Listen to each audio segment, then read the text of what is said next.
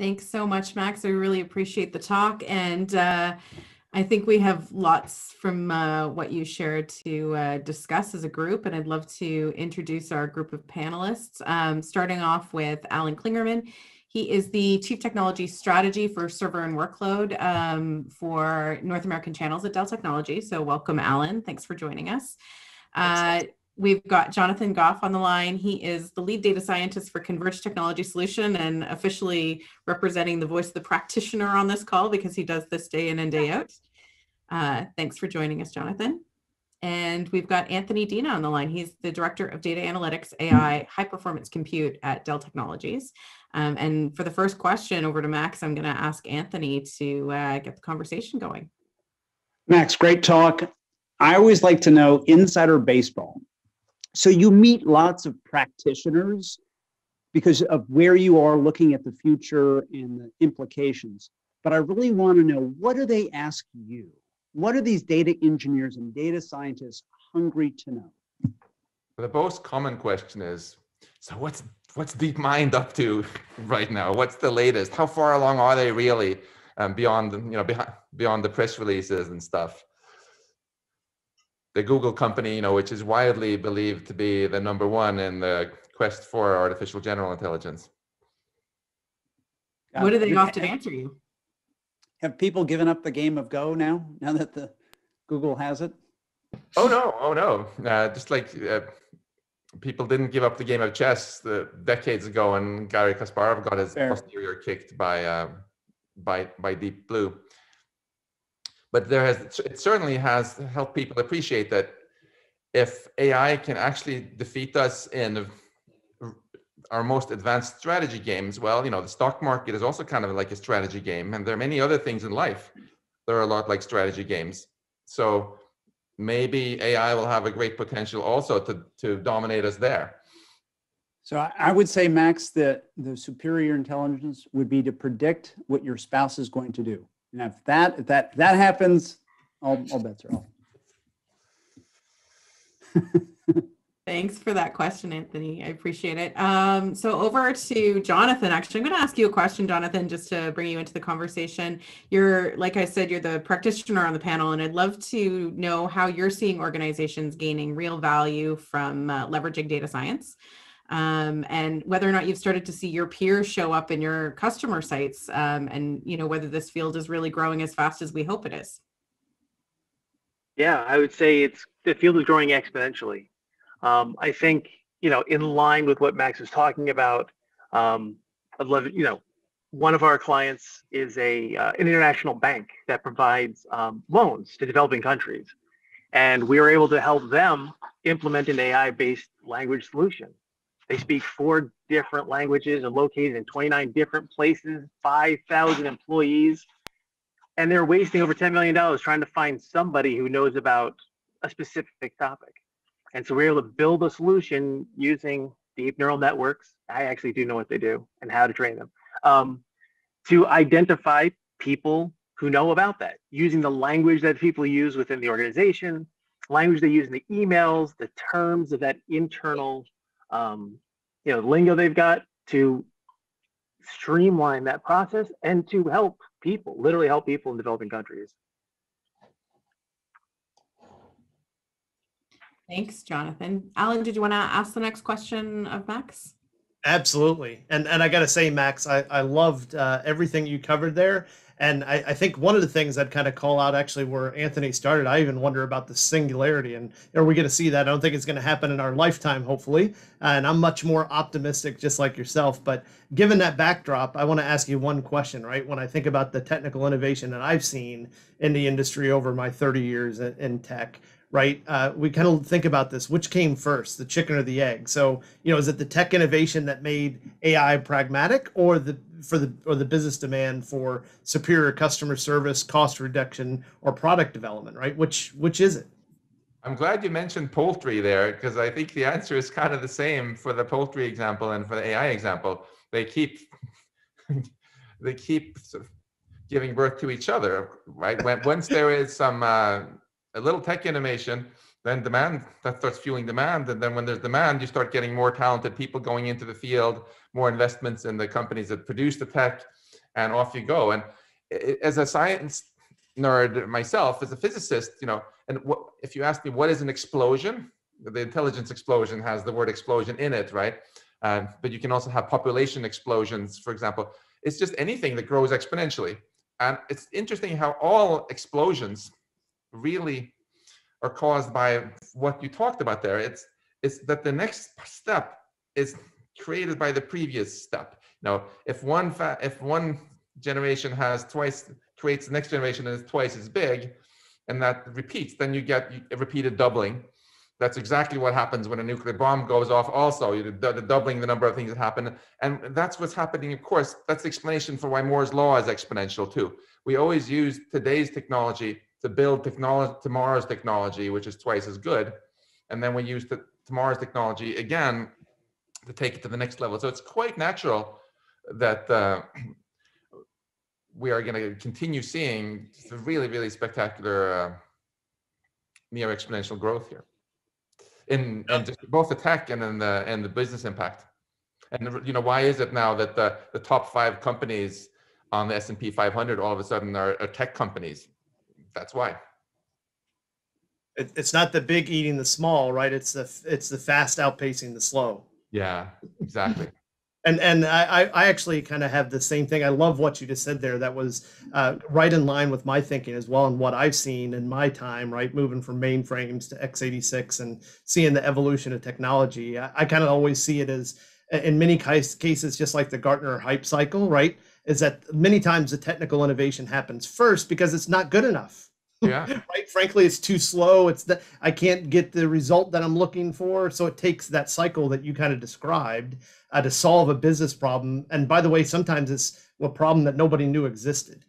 Sometimes technology looking for that problem and those that can't find it kind of die on the vine, right? Kind of goes through that trough of disillusionment and obviously goes through, either a adoption curve or dies off from a technology perspective.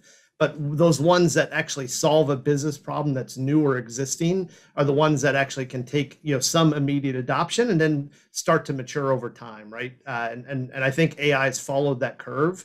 I love the Go analogy that Anthony kind of threw in earlier. I think it's a great one, right? Human perseverance says we're not going to give up. We're going to win. The game didn't go away. The rules might have changed and algorithms might have improved the process and outcome, but we're going to continue at it. Yeah, and Alan, what you just said there again fits beautifully into your poultry example. If you take the chicken to be the problem and you take the egg to be the technical solution to it, first you have some kind of problem, like in the 60s, you want to compute certain things faster. So people come up with a technical solution. They build better computers. But now once they exist, people will come up with new problems that you can solve with that technology. The word processor, where no one had thought about that before, spreadsheet. And then once you have that, now there are there's new impetus to come up with the next technical solution to that, and off you go. Yeah, no, I definitely say it's like our whole journey here together, right? Of moving from data science to general intelligence. And it's really kind of, certainly you have been a leader, right, in this sector of kind of seeing what's happened in the last 60 years to where we're at today. And I think you laid it out well for the audience that, I think we've made more progress in the last 5 years than we've done in the last 30. And I think even the next 2 years with all the technology advancements that are happening in the marketplace and economics driving down cost is going to be exponentially better than the past 5. And what I heard was once we had spreadsheets, then we had macros, and then we're off to the AI. Exactly. For sure. So we do have some questions from the audience, and a couple of people actually were brave enough to join us back in the back end on the Zoom. So I think for the first question from the audience, I'll go to Dougal because he's got his camera on, seems ready to ask a question. Dougal, did you want to join us for a question? Yeah, hi, thanks. I'm the CIO. I'm the CIO for the Department of Justice in Canada. And I was wondering, I was very interested in what Professor Tegmark had to say. We're obviously very concerned about ensuring that the algorithms used for AI-based decision-making are ethical. But I'm concerned about the fact there seems to be a bit of a paradox in that the usefulness of AI solutions seems to be inversely correlated to our ability to understand how they made decisions. This is a bit of an exaggeration, but Professor Tegmark was saying that some of his work is focused on making the decision-making process understood in black box systems. I was wondering if you could share a little more about that and maybe provide some suggestions about the type of assurance that we should require. Can we judge the ethics of a machine learning-based system just on the outcomes, or do we need to kind of crack open that black box and understand how it works? That's a really great question, actually. My short answer is going to be that I think we need to crack open the black box before we put the black box in charge of decisions that affect the lives of Canadian people. But let me elaborate a little bit on it. If you look at the really horrendous problems we've had with using machine learning for legal things, we see things like this North Point product deployed in courtrooms across the US, for example. It was nice and shiny and had a sticker that was called AI, right? And it recommended who should get probation and who shouldn't. And then ProPublica had this expose where it turned out this was horribly racially biased. And I don't believe that any of the programmers were racially biased or any of the executives at the company either. I think it was just the same problem as with Knight Capital or with the 737 MAX flight control system, a black box that they really hadn't understood well enough how it worked. And it's okay to not understand exactly how the machine learning in Google Translate works, because you can translate back and double check if it's really critical, right? But it's not okay to just put blind trust in the black box if it really affects people's lives. If a human judge decides something, right, you can go back and ask them, why did you do this? And go inside the black box and find out. For the second point you made there, which I think is really great, it does indeed seem today like there's like an inverse correlation between power and intelligibility. And I think basically the reason for that is that machine learning systems are, initially at least, very black boxy and also very powerful. So we're seeing simply the effect of the great success of machine learning. We should blame Canada for this, since you gave us, you know, Jeffrey Hinton and Joshua Bengio and so on. But seriously, but the hope comes from the fact that this is, I think, a kind of a historical accident. Some people have been too pessimistic, I think, and just given up on ever being able to understand what's happening inside a neural network. But I'm convinced that you can do better. You know, look at humans like Galileo, right? When he was a kid and his father threw him a ball, he could catch it. And he had this intuition for how a ball moves in a parabolic trajectory, which he had learned with his neural network from having a lot of balls thrown at him, and he had no idea how it worked, completely opaque. But when he got older, Galileo was like, wait a minute, I think I can distill out this thing I've learned into symbolic representations and describe in words, or even better, describe with equations. It's a parabola. It's like y equals x squared. And so if we humans can do it, if we can first learn something in a black box fashion, and then extract out what we've learned in a symbolic representation where we can actually understand it, then we should be able to replicate that also with our machine learning. And that's exactly what my MIT group is focusing on. So step one is, again, just to train on big data, get it to do something smart, but we don't stop there. Then we use other machine learning to try to see what is it really doing. And the best possible outcome is if at the end it can translate the whole neural network just into a more traditional piece of software that you can go and inspect and see what it's doing, or maybe even find some formulas. So I think this can really be done. And this is actually a really, really valuable area for funding, I would say, as part of AI safety research. Fund people are studying these sort of things so that they can give you things that combine the power of deep learning with the trustworthiness that you really need before putting them in charge of people's lives. Dougal, did you want to ask a follow-up or make a comment before we?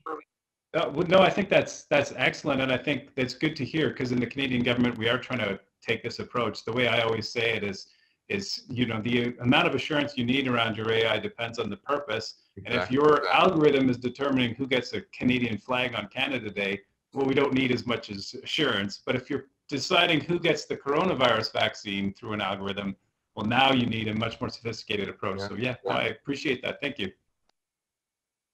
Great, and thanks for the question, Dougald. And Jonathan, I know you had some questions that relate to this topic.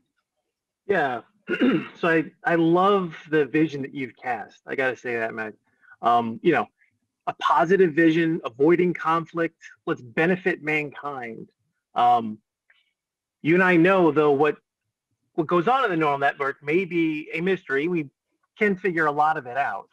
But what also defines the direction of what makes those internal decisions, right, is the objective function that you stick on the end. Yeah. Right. You mentioned, oh, you know, translation.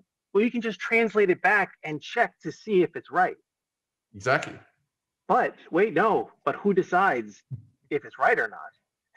What is right? What is a positive division? Who defines that? What does conflict actually mean? Whose values are we instilling into that objective function and deciding what that loss is worth and how to measure it? Do you foresee that AI would control that, or is that going to be an attempt to come together with a collective knowledge? I mean, as an American, I've definitely seen in the past several years how, what a lot of people call truth can be made political and divisive, especially with misinformation. And so I definitely see a challenge in defining what is positive and what is negative, even though I know as a chemist, there is a clear definition. Yeah, a lot of good points and multiple good questions there, actually. So first, you in terms of translation, I think that's a great example of where if you're just translating an email that someone sent to you about their birthday party and the stakes are low, maybe you just trust it. But if this is actually going to become Canadian law or something, obviously you're going to want to have professional human translators check this, and even if it costs a lot more. And then in terms of values, I think I agree completely with you. There's no global consensus of what our values should be. What we mean is good. There's not even a consensus, I think, within Ottawa that every single person agrees on exactly what's good and what's bad. But I think it's really crucial to, if you want to stay optimistic, to not let perfect be the enemy of good, because the kind of goals that you can put into a machine have much wider range than even the differences in values between Kim Jong-un and Prime Minister Trudeau, because a machine has zero knowledge of any sort of human references. Like if you look, for example, at the pressed Germanwings pilot Andreas Lubitz, he told the flight computer in his civilian jetliner to change altitude from 11 kilometers to 100 meters while he was flying over the Alps, and what do you think the computer said? Even though it had the GPS, it had the whole topography, it's just, okay. Nobody had even bothered to teach the flight computer kindergarten ethics, like do not fly into mountains ever. I think we should start there, to not let perfect be the enemy of good. Whenever we design any kind of system that's capable of understanding even just the most basic kindergarten ethics, we should program that in and start teaching the machines that, at least. There is absolutely no disagreement between American, Canadian, Chinese, and even North Korean engineers that you don't want planes to fly into mountains ever, right?